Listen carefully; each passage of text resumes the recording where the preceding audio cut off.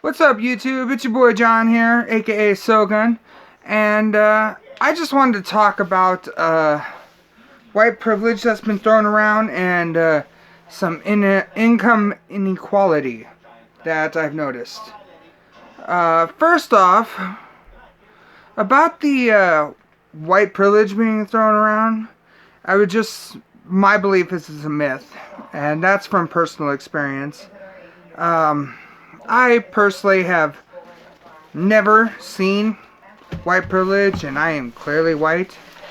I get treated like crap from the police around here, just like any other person.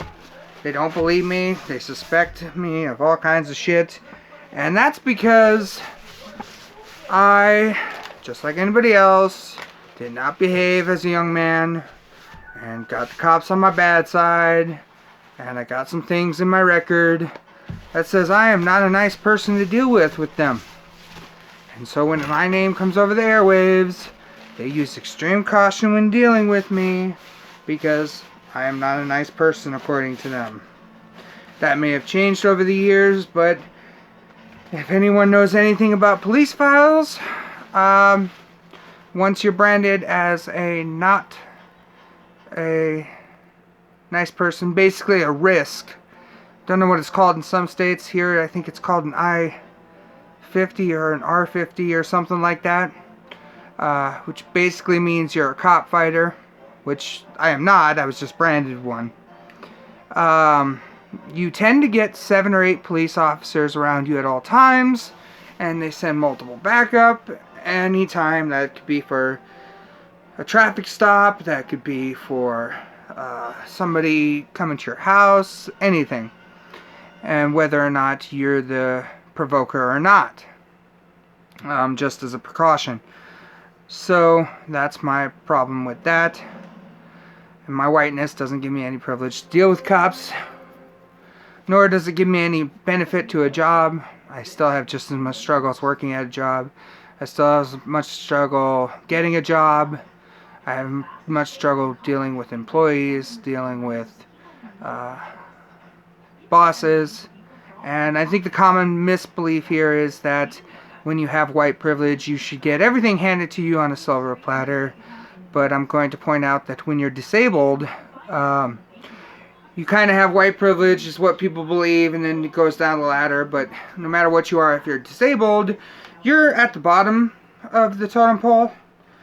Which means when you're disabled, it doesn't matter what kind of privilege you may think you have, or you had, or whatever anybody else may call out. When you're disabled and labeled as something, you don't have any of that, ever. You don't have really any grounds to stand as a human being, because when I go to a job and I fill out an application and I have to put down, am I disabled? If I don't check mark that box, it means if anything comes up to do with my disability, I can't claim it because I didn't notify my employer at the time. If I check that box, it means that I'm acknowledging the fact that I'm disabled and may never be eligible for advancements in my career whatsoever. I may never get a shift lead position. I may never be in charge of a team. I may never get a management position. I may never become a general manager. I may never become a store manager. Anything like that, because disabled people generally, functioning disabled people, mind you, I'm not talking about like major disabled people who they have special programs for. I'm talking about functioning disabled people who clearly have a disability but can function normally in society. When you check mark that box, you are no longer eligible for any advancements in the career field, which means once you max out your work time there and you max out your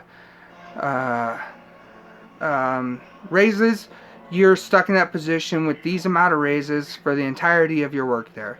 And that's providing that because you did check mark that box and you did inform everybody that they treat you normally. Now in Rapid City, South Dakota, in my experience, when you check mark that box or you inform somebody that you're disabled or you are having problems with whatever it may be, you are frowned upon, looked down upon, and shamed. So by everyone, and that just doesn't include the business or the bosses. That includes the coworkers you associate with, work with on a daily basis. They just don't see you as a normal human being who is capable of the normal activities of everyone else they work with, and therefore you are untrustworthy or lesser than the people you work around, and therefore you don't get put in positions or asked to do extraneous activities, or you're talked down to because of your work style. Like, for example, I've worked at many jobs where I've fallen into a routine at my job, and I have a way of doing things to where everything gets done, and then I do things real easily because I just go throughout and I only have to do minimal things to maintain my area, and because of that it looks like I appear to be doing nothing when actually I've done every step I've needed to in my area by my job description, and therefore have just to maintain my area left, and that of course appears like I'm doing less than what is necessary. But when I go to a job, I look at my job description and I go, this is what I'm doing today, such as lobby, drive-through, whatever, and this is all my job criteria says I need to do. If you need help, you can ask me to help you, but for the most part my job in that position is this, and these are my job criteria, and once they're completed all I have to do is maintain. And because I am such usually a hard worker at those things, all I have to do is get caught up and then maintain throughout the day, which people tend to look like I'm doing nothing, especially when I worked at a job and I would loop around the lobby several times on our downtime because I would just be maintaining. So someone would come in, I'd immediately wipe down the table, I'd take care of the trays, go wipe them down, and then I would clean the bathroom on the set time we needed to. Therefore, in between the times when I wouldn't have to take out the trash because I just did, or I just wiped down the table, I would have X amount of time to do laps in the lobby area where I didn't have any customers. Therefore, people would be like, you aren't doing anything, and it's like I did everything I needed to maintain my area. Now, on income inequality, the other thing is, most people say that people who are white have the ability to advance their income and proceed to higher paying jobs. Of course, I've already explained that as a disabled American, with me and my wife both being disabled, we are unable to advance in our careers. Like most people, because of that little checkmark box, that is how South Dakota is ran, and in my opinion, I think that's something Kristi Nomi, along with many other senators who have come along, need to find ways to work around and find ways that we can advance or create businesses, create jobs and locations to where we are allowed to procure advancement in a way that works for us.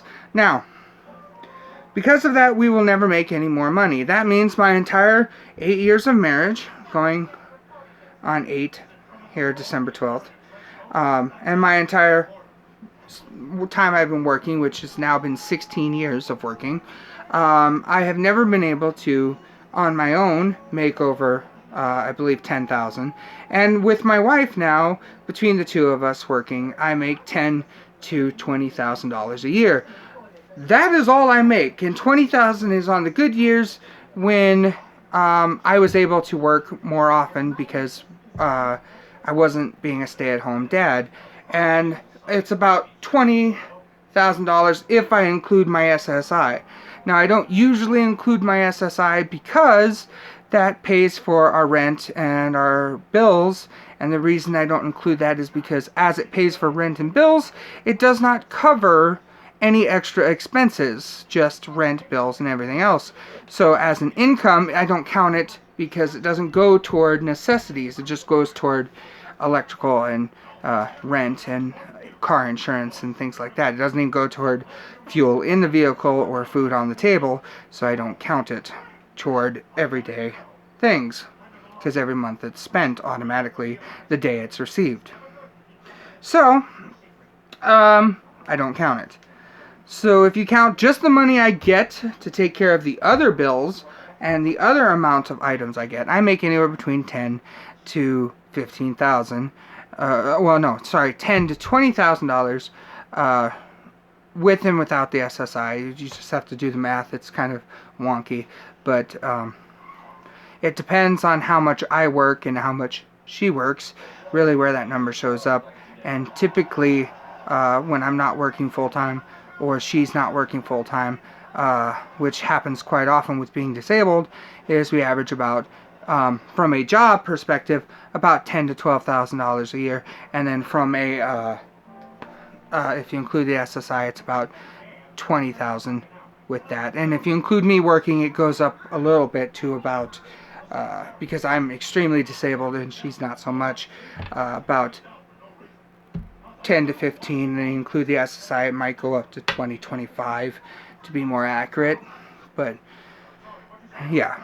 So when people talk about income inequality and the poor making $30,000, $40,000 a year, I just like to point out that we, as a household in Rapid City, South Dakota, never make more than $10,000 to $15,000 a year income-wise to spend on bills and food and gas and clothes and household products that we need for our family. So when it comes to buying things such as my TV and my PS4 and equipment for my YouTube channel and hookah and things like that, when I get a new hookah or I buy a new appliance for the kitchen, typically, or for example, I need a new dryer, I think, I won't be able to buy that until tax return. So, kind of like with my PS5, because GameStop allows me to pay a down payment on it of $50, and then of course I can pay it off until it comes out. That's the only way I will be able to get a new system. Hence with my PS4, when I got the Death Stranding system, I put $50 down and then paid it off until it came out, kind of like a layaway plan through GameStop, and that's how I was able to purchase my PS5. Now, my PS4, and that's how I'll be able to purchase my PS5. And my Xbox, if I get an Xbox, when I get an Xbox, I'll most likely be purchased through a tax return. Of course, my wife's PS5, the digital edition, will be purchased through a tax return. And of course, if anything happens to our TVs, in the meantime, we're out of luck until that tax return comes up. Along with that's how we pay for our trips to Disney World and things like that, because unfortunately, that's the only extra money we see throughout the year that we can definitely put toward those trips and other things we need. Hence why when our vehicle goes down, we're buying $500 vehicles, because we have to save up that $500, and then that's all we can save up before we need another vehicle, is how it's been so far. But that's one thing. Now with the government assistance for our jobs, because I do work at DoorDash on occasion, and as a contract employee, I was able to get government assistance through the PUA, so that was able to get us a new vehicle when we really needed it, and some extra stuff that I don't normally get a year, along with paying our bills and getting those caught up, because we were slightly behind. So when people talk about white privilege and income inequality between whites and blacks and Asians and Hispanics, I just would like to tell you all to be quiet and stop complaining, because you don't know what it's like to make $10,000 to $15,000 a year, not including my SSI, because I never include it, because it's always spent every month the very first day on bills. It goes for nothing extra. And for those people who are complaining about a $15 minimum wage increase, knock it off, because I don't even make close to what you make now to take care of yourself in Rapid City, South Dakota. And you all need to stop complaining about your jobs, about your stuff, about everything else, because you don't know what it's like to make what I make and get nowhere. Stop complaining. Stop all this white guilt and stop being a dick. If you like this, subscribe, leave a link, comment. Anyways, I'll catch you later. Thanks for listening. Peace to the Middle East.